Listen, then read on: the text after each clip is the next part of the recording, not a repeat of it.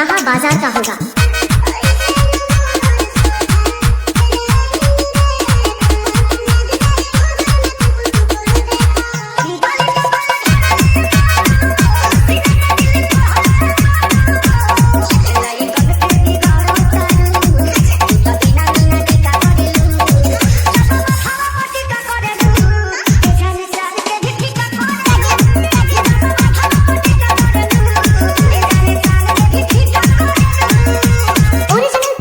DJ Santosh sound सेवराहा बाजार DJ booking करने के लिए संपर्क करें।